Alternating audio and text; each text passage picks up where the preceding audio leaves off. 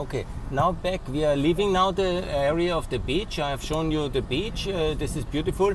And now this beautiful beach location here with a beach pool. That's really quite positive that there is also some kind of managed behind this. I don't want to video anybody who doesn't want that. But that's basically the beach club here at the Lura Resort. And you see it's actually quite nice. Yeah? And it's very modern and beautiful in that sense, and a very nice beach bar here, and this has really developed tremendously and beautifully, and it's quite amazing. And this is the beach area in the back, and then there is this pool area, and here you have these pine tree areas, and here you have this hotel complex. This is Lura. This has really tremendously developed in the last years. I was not here. And then you have here the whole gated community, this touristic village as it's called, here at this beautiful magic Lightseed Bay. And you have also now, this is one of the working villages, yeah, where the facilities are already, I think, minimum 15 years, probably it was opened 2007, and they are full under operation. They have an indoor swimming pool as well in that facility. Now the whole village is ready and it looks very beautiful. And it is in full touristic operation here since this year. And that's the big thing. That's the new hotel in the back. The final place has been then the Movenpick Hotel. You see here, this is really quite amazing that it was possible to find such an investor, a brand, which has now invested in the back of the whole village. That's basically the final conclusion status of such touristic villages, where you have one international tour operator and a hotel brand which is managing the hotel inside this place, and that's what Movenpick is doing. And then you have all the private villas in the inside, and the front is a water club, and you have it basically at the finishing stage. This is basically the idea, to have a mixed use development with a hotel, with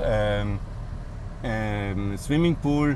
I mean, it's not rocket science ultimately, it's the normal thing which is happening, and it's basically, but that's the concluding stage. The other village I have showed you first, the San Pedro village, will go to this one, and it will reach that level.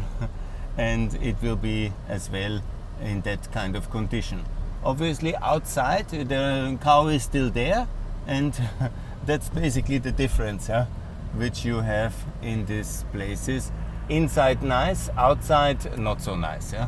And here is basically the end of this Lura village, and then you have some other touristic villages. I don't know the name of that one, but basically that's the way it works in such touristic gated communities as I have outlined. This one seems to be probably Valmar, and I will find the name of that one, but that's basically the Perla, sorry, that is Perla, that's Lura free. So this is basically how it works. Lura free. I was first at Lura 2, then Perla, then Lura free, and then you see various other parts and pieces, and it's always the same, because the conditions here, it's basically was empty land until 12 years ago, and so you need to make gated communities. You need to clear the land, fence it, provide security as well. It's very different to Croatia and Montenegro situation, because this was basically like that. Wild, you can call it kind of pine jungle, and it is exactly this condition everything was until the basic middle of the 2000s, and then the road was built, and so gradually everything was developed. This is now Lura 5 they are hoping to build, resort service apartments, and then you have here another touristic village. I think that's Lura 2. Now we can, yeah, okay. And so you see, and here that's basically is the original village, I think. That was one of the first. Maybe I confused the timelines, But that's basically the idea of these various touristic villages in its various stages. I think that was the oldest one with Lower 2, and then 3, and then Perla, and then what we have seen now. And this is basically how the Lalsit Bay works as a touristic location, and in the various stages. Actually, it's quite interesting also from an economic perspective and from a perspective of real estate investment and from the development of a whole country, because you see them at the various stages. Yeah? You see blank land like this in the jungle status. You see it then developed as a working and fully operational village. In the top level, obviously with an international branded hotel. They are still owned by the main developer. They are just operated by the, this is the Perla Resort. And you see here they are also now in the status of completion. And here you see even better than before this Movenpick Hotel as a kind of top level international brand. They also then insist by coming, they bring the standards. Differently than here, the Movenpick came at the end. So they had to impose their standards on an already working resort, and they have done so, and that's why you see also the beach is clean, and you know the whole standards are applied then for the global customer which have that brand loyalty. They come here, they also do the international sales obviously, and then the real European tourists come in. Yeah? And then you see that this is basically how it was and how it traditionally is. And you see also the problems. I always show you also the problems. That's the access road. It looked much worse in the past. Yeah? There is no doubt this is now enormously improved. Yeah? But for example, then the way the facilities work here, this is the local waste collection point. Anyhow, it's without saying. They see that the positives, the pluses, the reality of a country in development, and yes, Dred. And you see the pluses and the minus, yeah, the good and the bad sides as they are. And the reality of Albania 2020 with massive investment. Basically, most of the investment is carried by the Albanian investors. That has two reasons. Because first of all, there is still a lot of protectionism. So this kind of opportunities which land and tourism provides often is not granted for the international investors so easily. Because contrary to like in Montenegro, where you have mainly foreign investors driving old military sites to new levels of development, here the local elite doesn't really appreciate that so much. And what is welcome is then somebody buying and operating and investing then in the second stage. Yeah? That's of course very welcome.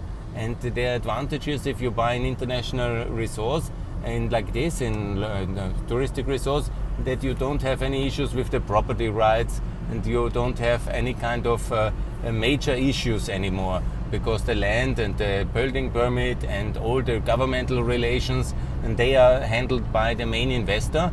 And you have also this kind of security, physical security in a gated community, but also the security protection against wildfires or whatever there is, because there is this community of investors who have this gated compound, and they together obviously with the management company, they secure this, so the investment is safe, even secured, and that's very important also.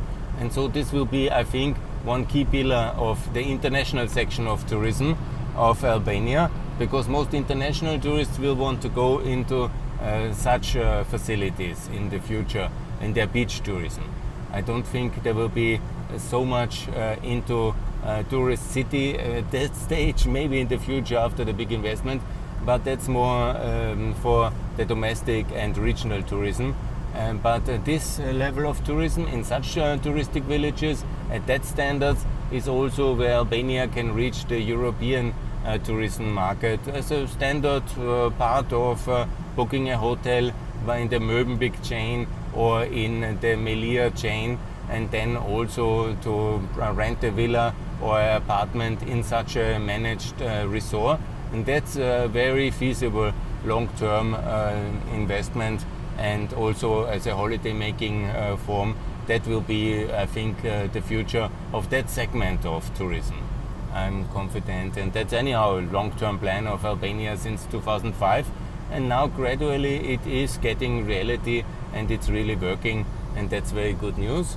And so far I will conclude my small report here from the Lalsit Bay, and we will now eat something and then show you another surprise of touristic significance, and then heading back to Tirana. Thanks a lot for listening. Bye for now.